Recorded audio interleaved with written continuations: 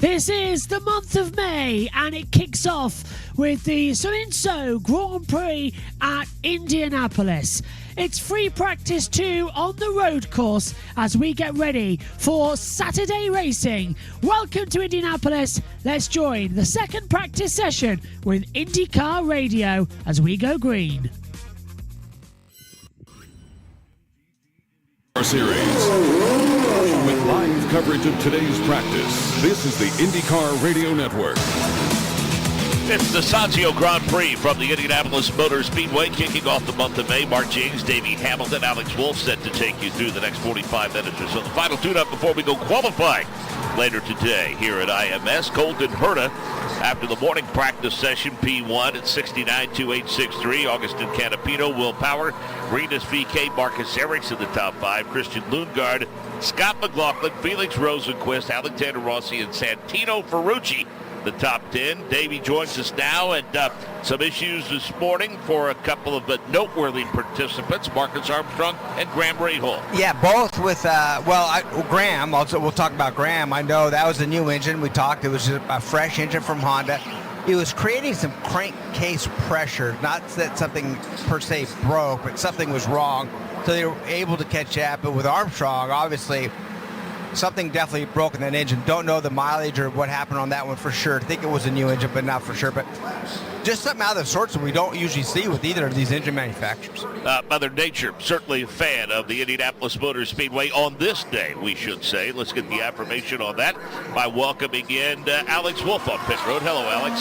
Hello, Mark, and hello, everybody listening on the INDYCAR Radio Network here at the road course of the Indianapolis Motor Speedway. And when the first practice began at about 9:30 this morning, the ambient temperature was at 55, track temperature 68, and we have had a jump up at 110 as this session has begun.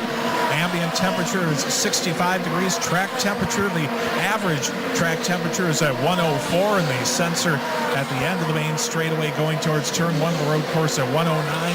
At the head of Holman Boulevard, the sensor from Firestone at 97 degrees, 100 degrees in turn 11 of the road course, and at the beginning of the main straightaway out of turn 14, 107. So this track is heating up literally and figuratively as we get set for the second practice of the day.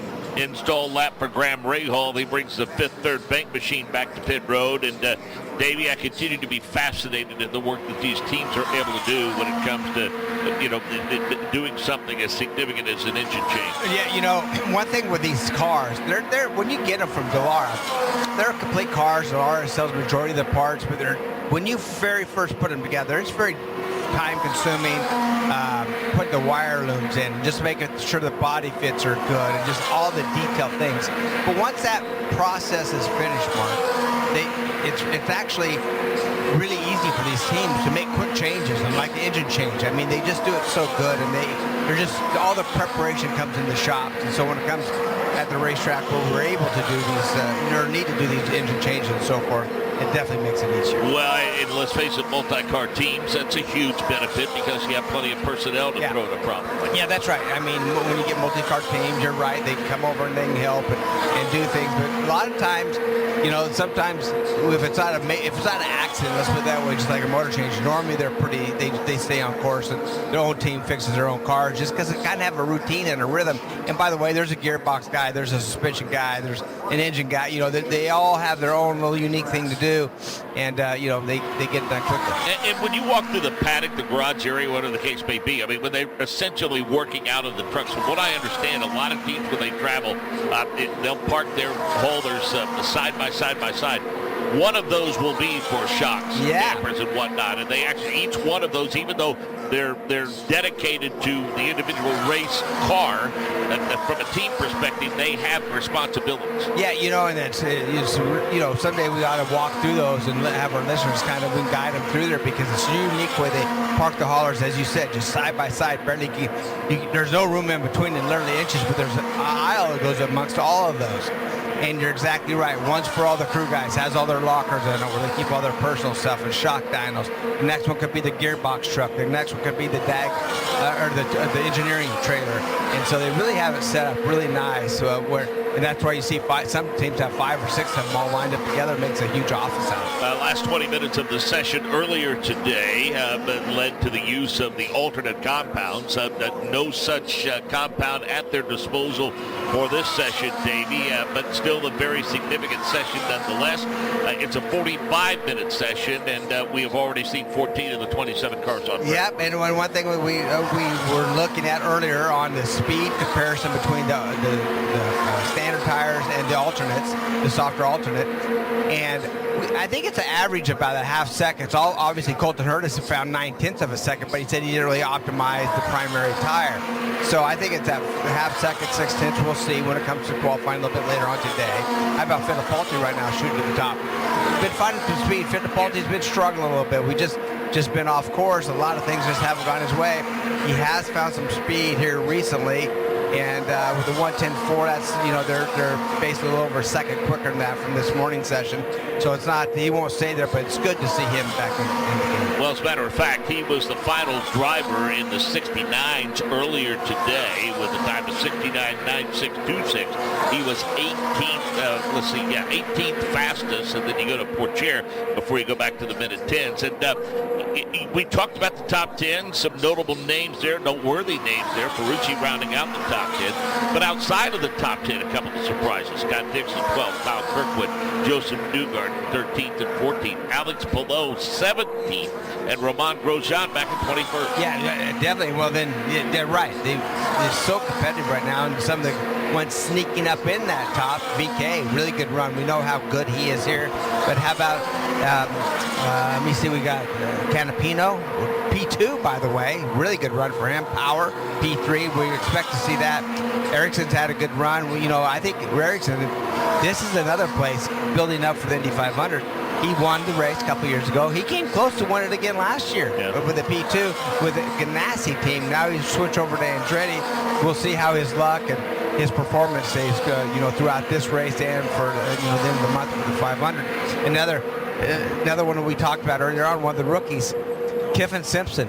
We didn't know what to expect out of Kiffin. Young kid, was in Indy next. Didn't really have the performance that we thought that should be there. Maybe he should spend one more year, but obviously been doing a really good job. As we see Ferrucci right now, P10 in the earlier practice pulling the pits right now for a little service. Pourchaire has gone to P1, but again, still waiting for those speeds to pick up a little bit. He's at 110.362. Then Fittipaldi, Newgarden, Palou, and Rosenquist. Canapino, Rasmussen, McLaughlin, Lundgaard, and Hurt of the top 10.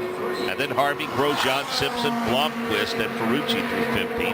Robb, Rahal, Kirkwood, Dixon, Giotto, and Linus Lundqvist. 21 of the 27 cars have made an appearance here.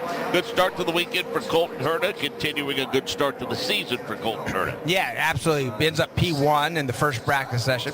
Comes here with a little different looking car, a little more white on it than we're used to seeing. The car looks great, Gamebridge sponsored. But most importantly, not only being fast in this morning session, is he's number one in the points standings, leading the points just by a few over Will Power. But anytime that you lead the points championship is always a plus. And right now it seems like he has a little momentum going his way. Seems to be fast today. As we see Pourchaire right now in that McLaren car. Remember, when the checker came out, he was parked alongside the track with about a minute to go with problems. But right now they've got to fix it and have him in P1. Now we know sometimes teams will divvy up the pit strategy when it comes to race day among multi-car teams. We've also learned that sometimes teams will split different setups, put different setups on cars if those drivers are able to handle that sort of a scenario. So my question is, go back to the days, for instance, when you were with Boyd and teaming with Scott Sharp.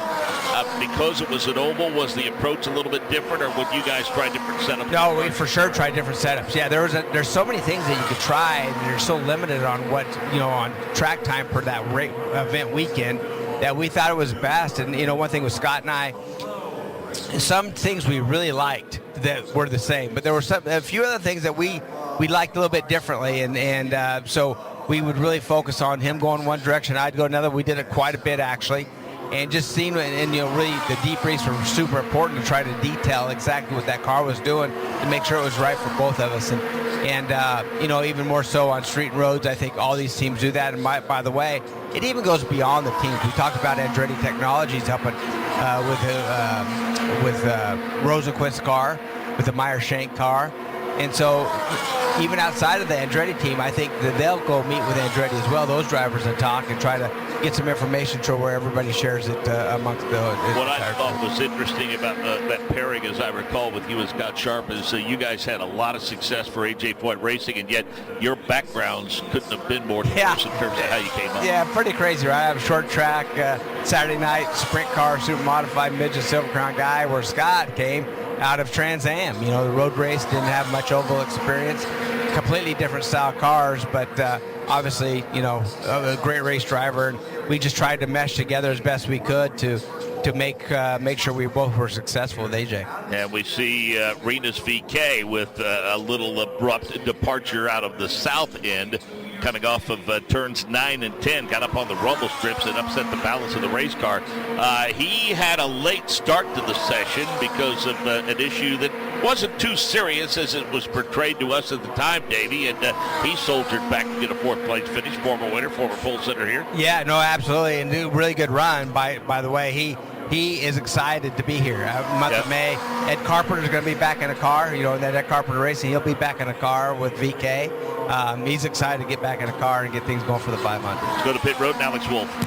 And talking with a driver who is a spectator for just a couple more days, Connor Daly. And what's this feeling? It's sort of like that meme with the Squidward watching SpongeBob and Patrick playing while you wait for Tuesday to roll around. Well, yeah, this is one of my favorite road course races, so it's painful to watch this year more than ever. But I feel very lucky that I get to watch IndyCar racing because I think it's the best racing on the planet right now. So I'm very stoked to be here, obviously, because we get to be on track in a couple days in our polka dot Chevrolet with Dry Reinbold. So just gonna have a look around here. But yeah, I love this racetrack. I love the racing that we're gonna see probably this weekend. And yeah, we'll just wait a couple more days. That's it. When you roll out on track, of course, a lot of talk about the sponsorship from Polka Dot, and really a unique program that's been put together for 500. And just for the listeners, maybe explain what Polka Dot is, sort of give them a little bit of a crash course, if you will. Well, I mean, first of all, honestly, to be a part of the Chevrolet team for this May, I think is just super special as always. I mean, Chevrolet does so much work for us and for the teams that they support, all across the field. That is really important. But yes, Polka Dot has been an amazing thing to share with people. The blockchain technology, future of the internet, Web3. If you're a DOT token holder, you could have voted on this. You could have been like, hey, we like this idea, or we don't. That's fine too. But we made it happen. We got a lot of incredible people coming from the Polka Dot community as well. I've met a lot of other folks who are DOT token holders like myself as well. So there's a lot of people out there who are a part of this community that I didn't even know about. So really cool to have this this opportunity. It's very, very special for me. This is my favorite race, my favorite track. And it's the only shot I get, so I better make it count. And really, it's another example of, we talk about sort of the ingenuity and the creativity through the years from maybe an automotive and a technological sense there at the 500, but just to be, like you said, on the cutting edge of other things with technology. Well, absolutely. I think in racing, we're always pushing the boundaries of what's in the technological world, what's in the, how can we get these cars to mechanically work as efficient as possible, but how can we take advantage of the simulation technology? How can we take advantage of what's happening away from the track? So, we're kind of doing the same thing with our partnership with Polka Dot. There's so many amazing things being built for companies that are actually already sponsoring IndyCars as well. There are a lot of companies that I've actually been told about that are on using technology that is part of the Polka Dot network. So pretty cool to bring them here in a big way, and I just can't wait. I'm literally like 5 seconds from shoving my head through a bunch of drywall, like just waiting to get on the track. And all I do now is refresh the weather app because I'm like, what is the day going to look like on Tuesday? So it's about time to just get on track and go to work. And especially considering we had that open test last month, of course, so not a lot of running, but was at least able to sort of get to know and work out some of the communication and kinks with the Dry and Reinbold team? I mean, we just barely dusted off the gloves and helmets. So, we've got a lot of work to do, but at least we got in, we circulated, we figured out, all right, this is not something completely different. This is a good, solid baseline. and we're going to go to work. So we were very lucky. My teammate Ryan Ray, he definitely had a little bit more struggles than me, so I feel very lucky to have got what we got in. But again, like, I swear if it rains on Tuesday, which the forecast doesn't look great yet, it'll just be the story of my life. So I'm going to hope that it doesn't rain on Tuesday and we can just get right to work. But if we have to wait a day, we'll have to wait a day. Well, we certainly, of course, hope that good things come to those who wait for sure. And now, lastly, looking ahead, we talk about how competitive this IndyCar series is. Of course, with your podcast, able to talk about the IndyCar series a week in and week out. What's been your overall impressions of the 2024 season so far? Well, I think we've seen a lot. I think we've seen a lot of people get more angry than they've ever got. I never thought so many people could be angry at Joseph Newgarden. But boy, do I love to see that. So there's a lot of emotion, a lot of people that are all over the map on who they're supporting, and then also, we've seen some different results this year as well. So I think my biggest story to watch is McLaren, right? They've got to win, yes, with Pato at St. Pete, but the last couple weeks have been really rough. So very curious to see how they rebound. I think this weekend's a really strong weekend for Andretti, but also like my teammate Rinus VeeKay from last year, like he's very good here too, so that could be a rebound opportunity for him. There's a lot to pay attention to. We have a great sport here, so I'm very excited for it. I gotta put you on the spot. Do you have a pick for tomorrow's race? Well, on my podcast, Speed Street, if you don't listen to it, we like to predict the top three in no particular order so we don't make anyone mad. I like Colton Herta, I like Scott McLaughlin, and I think I picked someone else in my show, but I'm going to go with Ericsson as well, a little Ericsson rebound. So that's my top three. Well, it's certainly exciting. We enjoy the podcast, and we look forward to you, instead of talking about the story, being part of the story. We appreciate your time, and we'll see you next week. Thank you so much. That's Colton Herta. Fan favorite, Connor Daly, no doubt about that, and appreciate the time that he spent with Alex Wolff on pit road. And we just saw Marcus Ericsson go Formula drifting. Yeah, he definitely did some Formula drifting. Just got in the grass just a little bit. We see that a lot here. Guys used up every bit of the racetrack and just went over the curbing by a few inches. We got in that grass, turned around, spun halfway around, then spun back around forward and kept on going. So no yellow came out, and he was able to get no damage to the car, and he just continued on. 29 minutes remaining in this session. Christian Lundgaard goes to P1, then Pato O'Ward, then Marcus Armstrong. Obviously, the woes that they had earlier today have been solved for now. Will Power is fourth quick. Alexander Rossi, Rinus VeeKay, Theo Pourchaire, Christian Rasmussen, Pietro Fittipaldi, and Joseph Newgarden all in the top 10. Again, O'Ward, now Canapino, Lundgaard, Armstrong, and Power. I'll tell you, Augustin Canapino, Davey.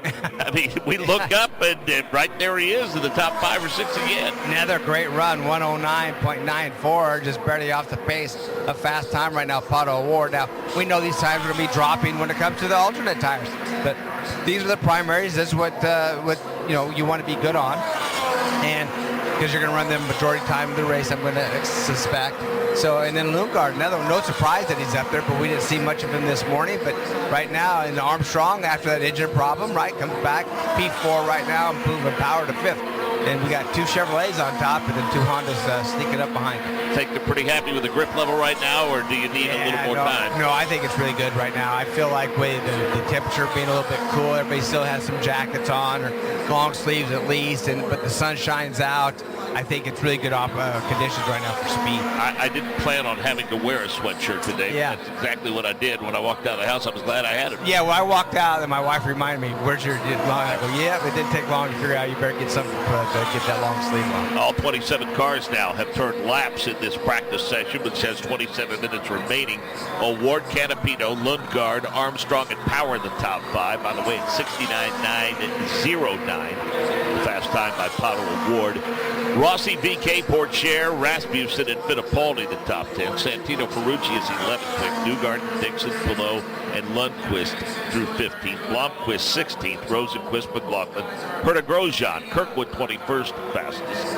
Jack Harvey 22nd. Graham Rahal 23rd. Luca Giotto 24th. Simpson 25th. Ericsson 26th.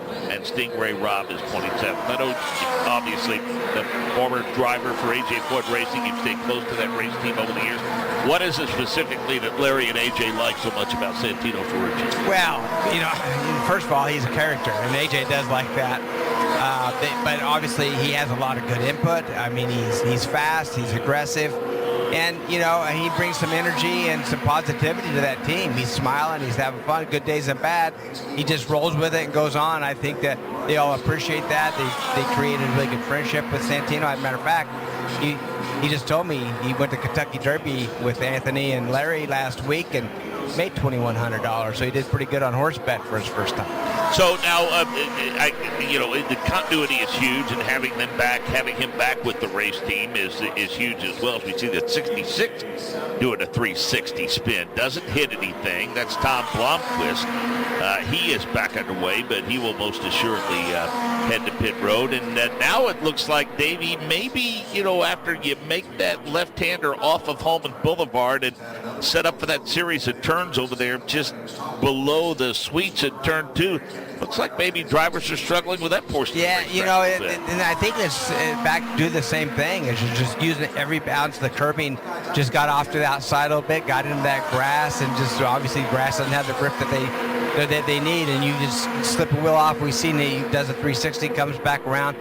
Good news is there's a lot of room on this race course, right? He was able to keep going, keep the car running, and doesn't affect anything. He just comes back in, probably with some new tires, and give it another shot. That part of the circuit that runs you behind the museum, which is under renovation right now, will reopen in 2025. We hope to have some of those folks here with us next week to talk a little bit about the great things that they're doing there and how that's progressing. But you scoot behind that museum, that short little straightaway, you go through that little S right there, and then set up for the right-hander.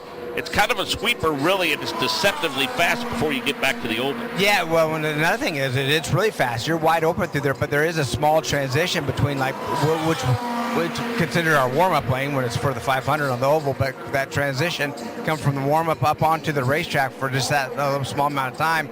You can lose grip there. You got to be careful, and then when you're on the braking, it kind of puts the car in a bit of a yaw position where it's easy to get the back end of it loose. So tricky situation right there, but also another passing zone. That is a good passing zone coming through that area, and some people are a little braver than others coming through that transition into that braking area. Quick update from Alex Wolf. And checking the progress, currently 15th on the speed chart, defending champion in pretty dominant fashion this race last year, Alex Palou. He's brought the DHL Honda in. Rear spring change. They've also been looking at some of the air pressures for the next run. And they're going to send him out on some used primary blacks, and he's just fired the engine up right now. Ryan Marine. Got a chance to chat with Ricardo Juncos here real quick. Agustin Canapino has been the great story of the weekend so far. P2 in the first practice. He's P2 right now. How excited is he to have this kind of pace here, his third time on this track?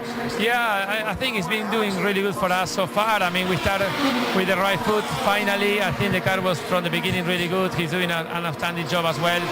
Keep it on the consistent way. So we make some changes now for the second practice, which we still P2 now at the moment. Is working good, so we are still trying to fine-tune the car to get the best. Is the pace on the black tires as good as it is on the reds and vice versa? Yes, I think so. Today we have a couple red flags on the black tire, so we really never get the peak of the tire. We thought it was a P1 lap the few times that we try.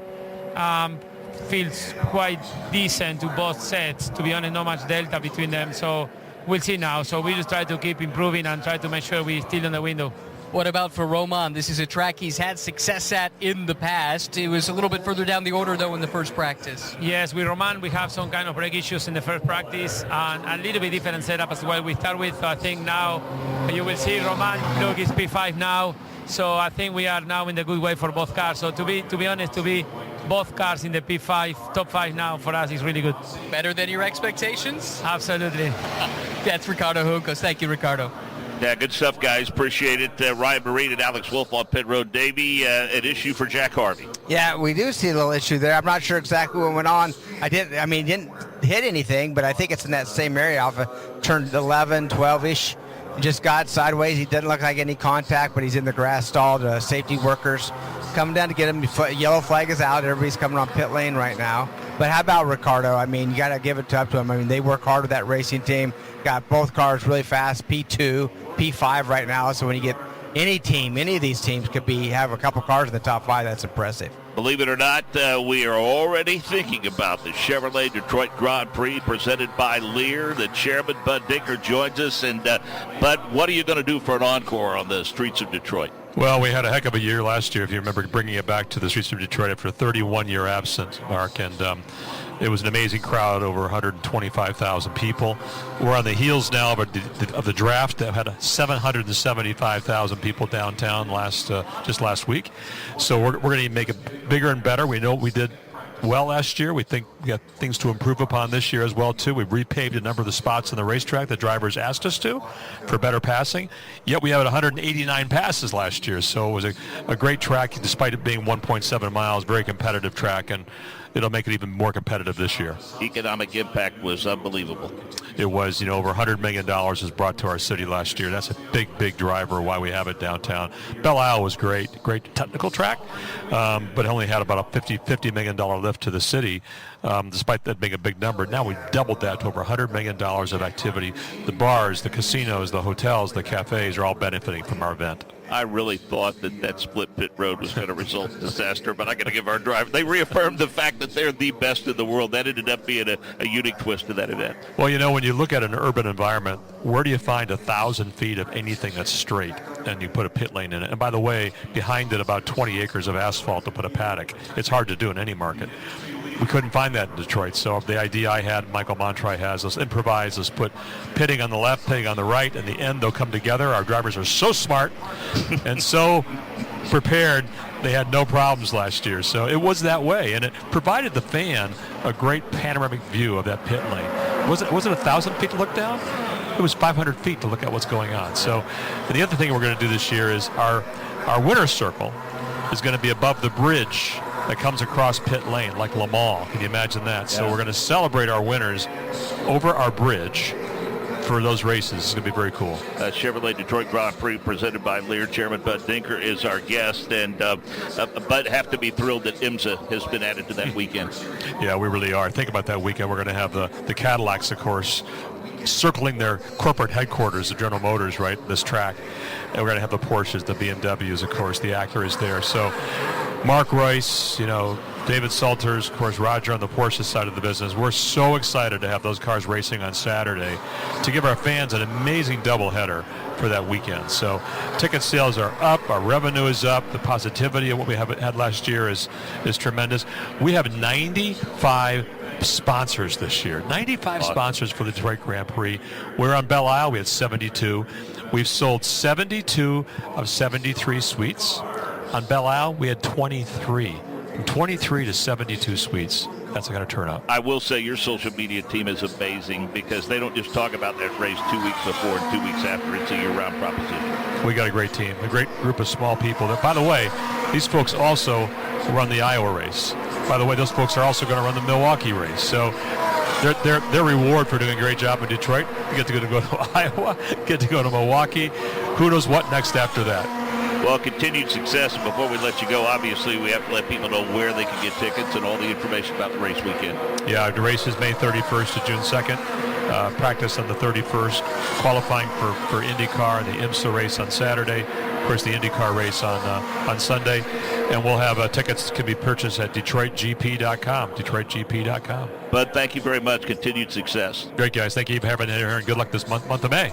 21 minutes remaining in this session. Preparations continue for the Sanzio Grand Prix here on the Indianapolis Motor Speedway Radio Network. This is INDYCAR Radio. Find and follow us on Apple Podcasts. Hi everyone, this is 1986 Indy 500 winner Bobby Rahal. I'm a board member of the Indianapolis Motor Speedway Museum because I believe the stories and legends of the Brickyard need to be shared. You can join me in supporting the IMS Museum simply by becoming a member. Join the museum today and enjoy free admission all year, plus discounts for events, track tours, and at the gift shop, plus invitations to special members-only events. Learn more at imsmuseum.org. Know someone with a drinking or drug problem? Learn how to get sober after we share these stories. I was 35 with 2 beautiful children when my life and addiction started to spiral out of control. After my divorce, I went into a depression cycle and started drinking more often and using prescription drugs. After my second DWI and arrest, my ex-husband threatened to take our children away from me. I was 17 when I became addicted to heroin and meth. I thought I could quit on my own, but I couldn't. It hit me when I was arrested. Get sober now. Your private insurance may cover costs and we'll get you here. It's simple. Just call Elite Rehab Placement right now. Please, don't wait. Your life matters to us. 800-958-2155. 800-958-2155. 800-958-2155. That's 800-958-2155. I'm driver Arenas VK. Now back to live coverage of NTT IndyCar Series practice on IndyCar Radio. Honor and privilege to work with a number of folks from that outstanding organization, and certainly Bud Dinker, chairman of that event, is amazing. Yeah, it's good, and the good news is, like I say, it's not just the Detroit Grand Prix. That was the first time they did last year. Yes, there were some areas, you always try to prepare the best racetrack possible, but until you actually get on there and put a race, you don't know. So the good news is he just explained some of the areas are widening out and smoothing out, but then you got Iowa and Milwaukee, right. Double headers that we're going into that take a lot. They're quite events. Obviously, IV's done an outstanding job at Iowa sponsorship. Milwaukee, who have been there for a while. Mark, looking forward to going back there and doing that Milwaukee. Well, one of the things we talked about with Gene Hall at JBMotorsports at Barber Motorsports Park is the fact that this is an open book. Folks in Nashville can attest to that, because one of the things Bud Dinker told me a couple of years ago when we talked to him about this race in Detroit, and we talked to him about these new events coming online, he said, we insist that all of our promoters share all of their information and all of their binders, and the folks at Nashville told us that, hey, look, we were handed binders from literally every promoter in the series, because when one wins, we all win, right? That's right. And it grows the series, and it takes a lot of that guesswork out of it. Somebody, that's why we have history books. People that have tried it before and it worked or it didn't work, you try to learn from that. And so, you're right. It just helps grow the series. And I'm glad you brought up the pit area in Detroit, the way they had to do that. When you're in an area like that, to get a long stretch of pit lane like here at Indy. And by the way, he is right. We can't see down in our, which would be turn 1 on the oval, but turn 14 on the road course. We can't see down there and see the pit area without looking at our monitors. We're looking out the windows. We can see what's in front of us. But on that pit area, he's right. You can see both sides. It's pretty action-packed down there. And our booth is in the perfect spot because we're right at the very end of it. We're looking straight on and see both sides. Pretty unique, a pretty good idea. Great to see that they're going to have the victory celebration with the bridge going over the track right there. That's something different and new. And, they keep it going. And by the way, from the first time we went to Detroit, back on that island, and to today, the difference for that city and everything that's growing there has been pretty outstanding. And then for those that might have not liked the idea of this series running on Belle Isle, and to each his own, $13 million in improvements over the years. And from I remember going there and we were pitting on grass. That's and right. It rained and we had to go buy plywood and put plywood down to pit on. And just, the Roger and that team have done so much to make that Belle Isle just really a beautiful area and so much nicer just for all year round, besides just the time we're there for the IndyCars. 16 minutes remaining in this session. Scott McLaughlin has gone to P1. Felix Rosenquist continues a strong start to the season. He is currently second quick. O'Ward Canapino continues to be fast. Lundgaard, Armstrong, he is sixth quick. Romain Grosjean, so that's two Juncos Holliger's cars inside the top 10. Power, Rossi Herta the top 10, and we're talking about Santino Ferrucci and the relationship that he has developed with A.J. Foyt Racing. Let's hear from Larry Foyt, Ryan Marine. Sounds like a plan to me, Mark. Larry, we've been talking about the relationship that Santino has been able to develop with this team over the last year and a half, coming off of a spirited race in Barber where he was showing the kind of fighter that he is with some of those battles that he had on track. What has that attitude that he brings to the team meant to the team this year? Well, I think we're all really gelling. We worked well together last year, but nice to have a little consistency and work together again. And I think the biggest thing, too, we're getting the car more in the window for him when we unload on a weekend and giving him something better to drive so he's able to show what he can do. So we are having fun and hopefully keep this momentum going. 2 top 10 finishes on the year. He's 10th in points coming into the month of May here in Indianapolis. Where have you made the biggest strides as a team one year to the next? Well, like I say, just kind of unloading more in the window. Great working with Team Penske and everything that's, I think helping us a little bit. been working really well. So we're excited to be 10th in the championship, coming into here. And we had a pretty good month last year, so want to get this a good finish here, good points day in the road course, and get focused on the oval. Third place in the 500 1 year ago, so you've got all that momentum, you've got those memories as you come into the Speedway. Does it make it just that little bit harder to focus on the road course, knowing you got a really good package most likely to go for Indy 500 glory at the end of the month? Well, you sure hope so, but this is still an important race. Everybody's fighting for these leader circle, and for us, it's the best we've been rolling into Indy and for about 10 years in the points, so we want to keep that going. But yeah, always, the 500's in the back of your mind. We have a lot of pressure on us to continue what we did last year, and you just hope that you've got everything right. And you just have to have a perfect month to really show what you can do. 25 years ago, Kenny Breck delivered an Indy 500 for this team. It's a auspicious anniversary, perhaps. What would it mean to deliver to Supertex 25 years on? I'd say it's time we do it again, right? 25 years, that's been too long. So yeah, we definitely want to do it, and AJ's here. We're excited about that, and I think everybody on this team wants to win it for him. Appreciate it as always. That's Larry Foyt. That's really good news to Liz and the folks at Charlie Brown's that AJ's in town. Yeah, right. That's right. I promise he's there every morning. Oh, no question. Yeah, no question about it. And was able to talk to AJ briefly, and it is great having him. He goes, I don't know what I'm doing here. I go, it's not the same without you, so you got to continue to come. And he knows exactly. He looks good. I know he's went through some issues. We all know that. And it's just an honor to be able to have, AJ, a four-time winner of this race, and the biggest personality that's ever been here at the Motor Speedway for all the years that he has. And so it's good to see Larry taking over, and I'm with him. It'd be great to see another win, another Borg for AJ, even though it's not one that he's winning, but he's got 5 of them, counting Kenny. Well, I tell you, he brought up an interesting point, and it speak to the importance of what Larry said, unloading fast and putting him in a position, when he unloads. Yeah, it's so key as a driver. When you get in a race car and you go out and you make your first laps and you come and you look at the time charts, and when you're towards the top of it, you go, okay, this is going to be a good weekend. My car's good.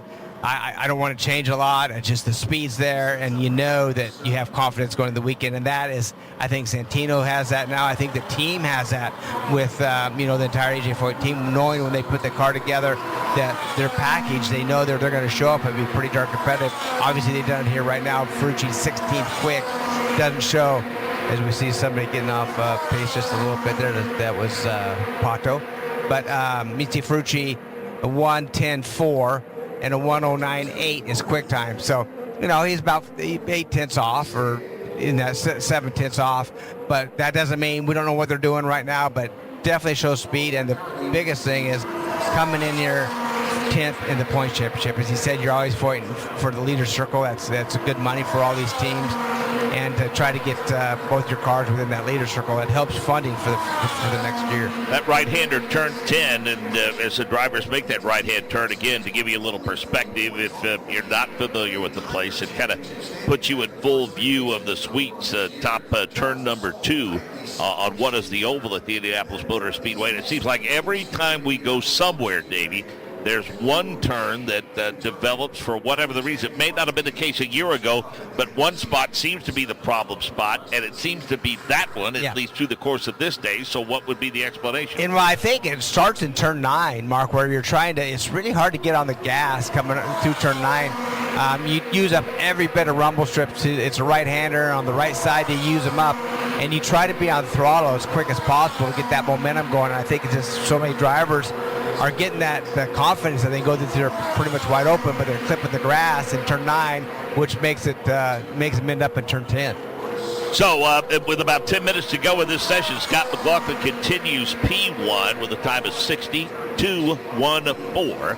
Then Rosenquist, Award, Power, Canapino, Lundgaard, Armstrong, Grosjean, Rossi, Hurt in the top 10, Alex Wolf. And talking about Scott McLaughlin being at the top of the charts, and the Sanzio Chevrolet crew not resting on their laurels as the 3 car just headed back out onto the track, and they made a rear spring change to the Team Penske car for the winner 2 weeks ago at Barber Motorsports Park. So he's going to head out and see if that helps the balance. Over to Ryan Marie.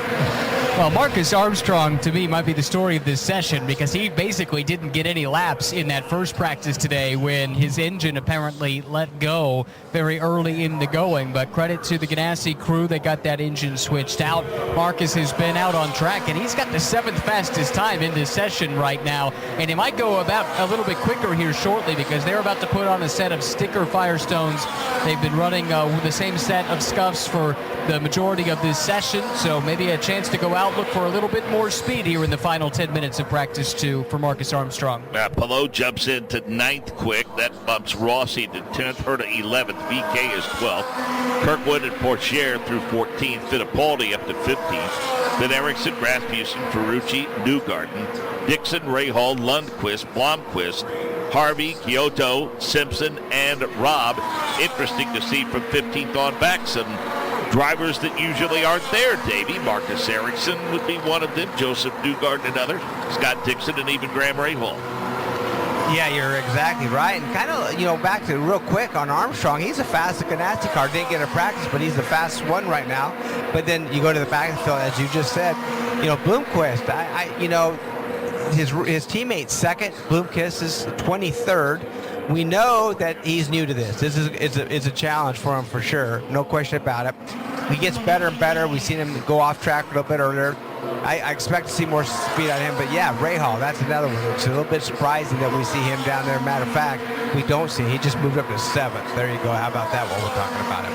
Other than the little bit of banking you might encounter when you exit the infield portion of the course in the south end and make that short little trip through that south short chute, this is about as flat as we run on, with the possible exception of Portland, isn't it? Yeah, it really is. I mean, the flat tracks are sometimes very difficult because it's hard to see where exactly braking zones, apexes, and things like that.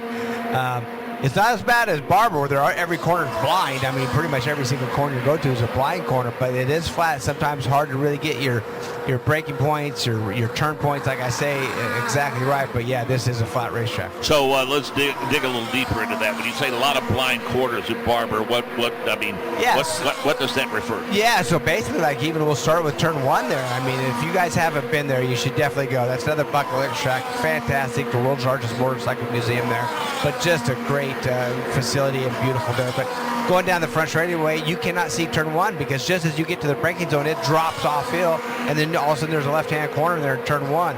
Going through turns 2 and 3, it's around a hill. You can't see around the hill, so you're hoping nobody's in the way. And then when you crest over into turn 4 and the Charlotte's Web, it's same thing. You're going down braking zone, it drops off, and so almost every corner you go to either is a drop off right before the corner or a blind with a guy kind of going through a tunnel there. So pretty unique. I mean, it was made for motorcycles. Obviously, we've gone there in INDYCAR. We've adapted to it really well.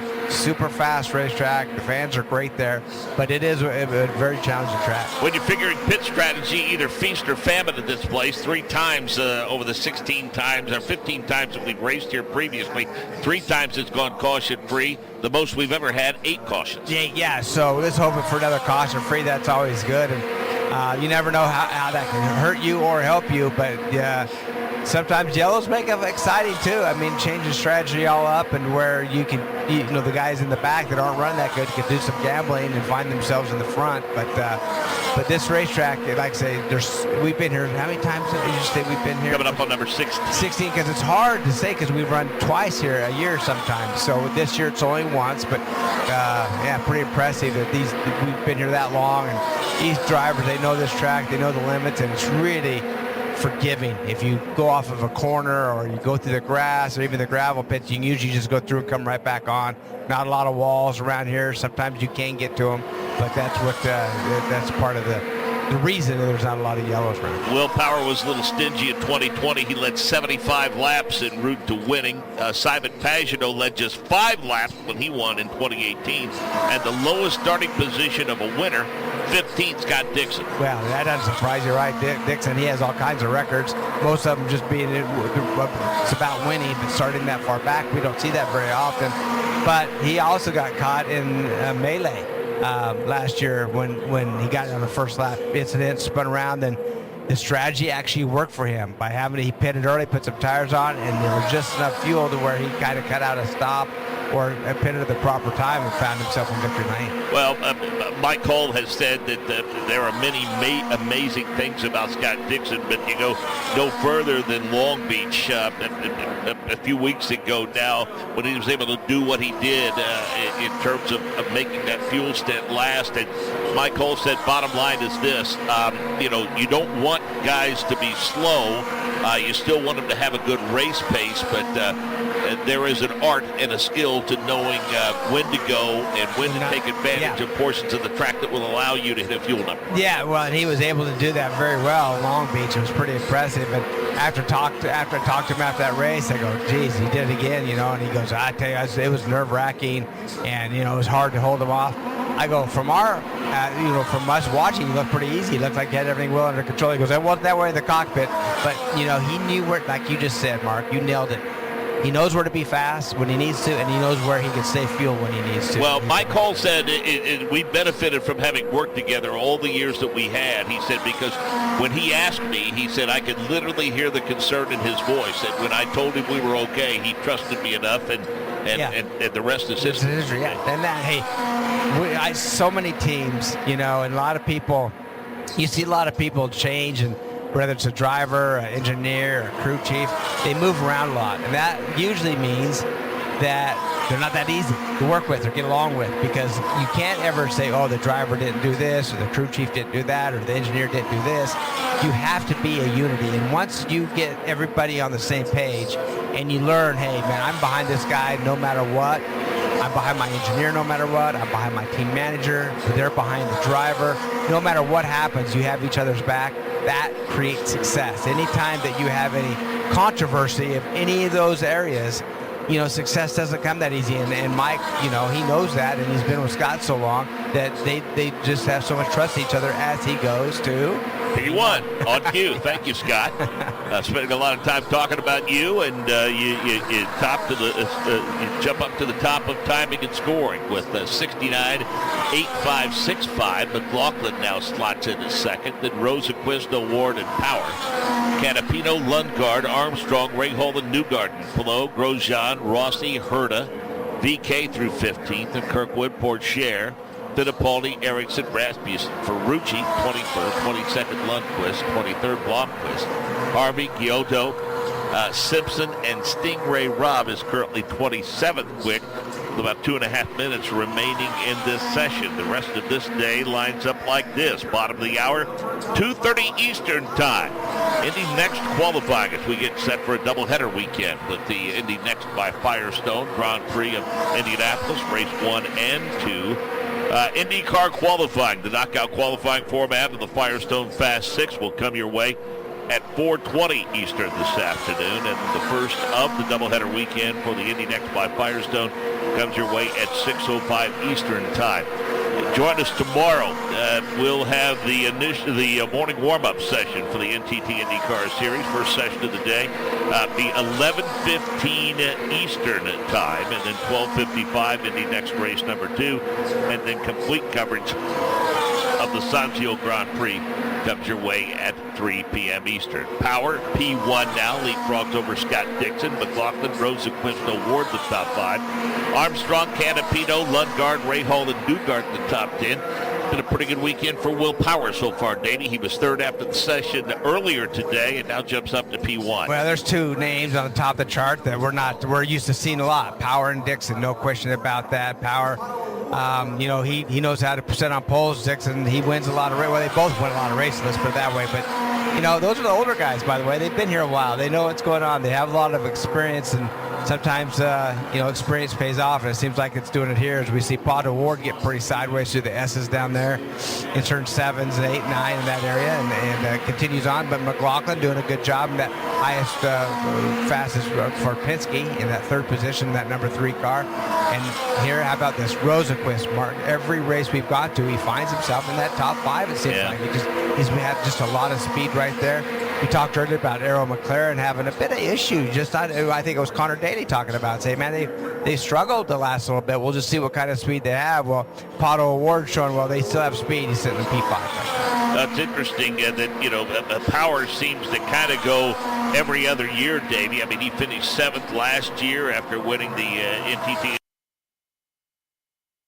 INDYCAR Series Championship for Team Penske in 2022. He finished 9th in 2021, but was in the top 5 and in it late in 2020. And you can go back a little further than that. It just seems like every other year is a good year for Will Power. This would be the good year. Yeah, this would be the good year. Yeah, we'll see what happens. And so far, his qualifying, he's been P2 twice for sure out of the 3 races, barely missing the pole. And so this could be another one. Well, the thing that's frustrating for him is to be that bridesmaid is the fact that you go back, as we said, to his championship season in which he was able to garner some points by winning pole because he only won 1 race that year. Yeah, that's absolutely right. Poles were, that's what we really know him for. And obviously winning races and championships as well in the 500. He's done it all.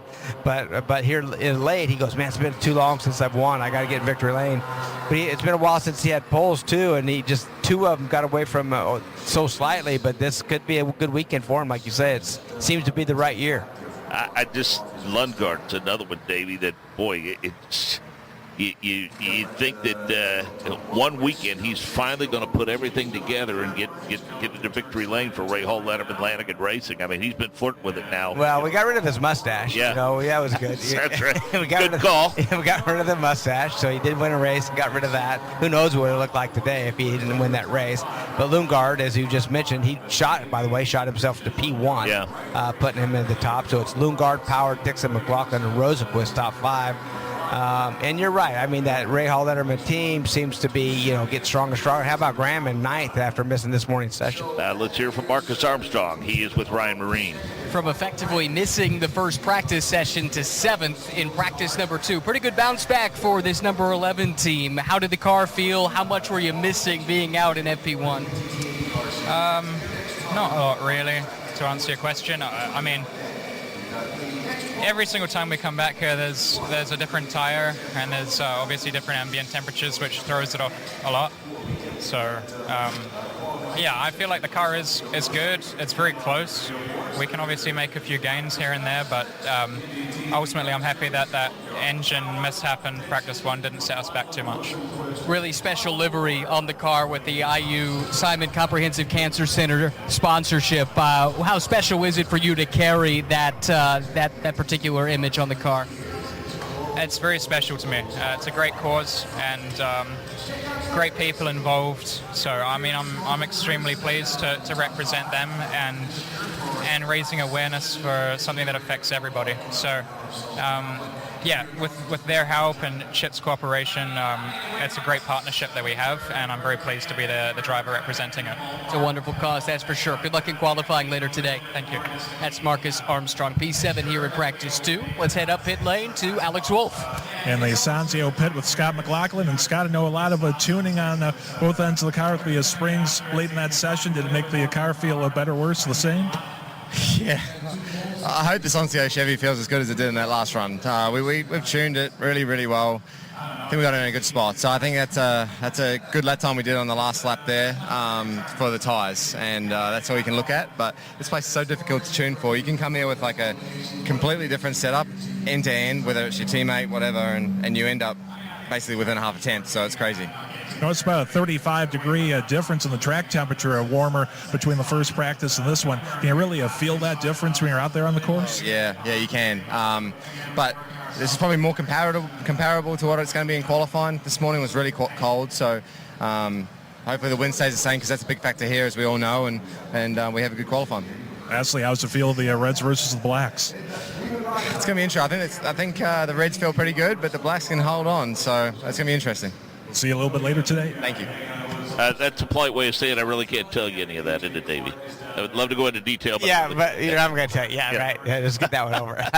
Yeah, good stuff from Brian Marine and Alex Wolf, and we look forward to qualifying a little bit later on today. Speaking of qualifying, next qualifying is coming up at the bottom of the hour. The Indy Next presented by Firestone, 2:30. Then rejoin us again, 4:20 Eastern Time. Complete coverage of knockout qualifying at the Firestone Fast 6, and we'll wrap this very busy day up at about about 6:05 Eastern with the first of the doubleheader weekend, the Indy Next by Firestone Grand Prix of Indianapolis, race number 1. This is Mark James. So long for now from the world's greatest race course, the Indianapolis Motor Speedway.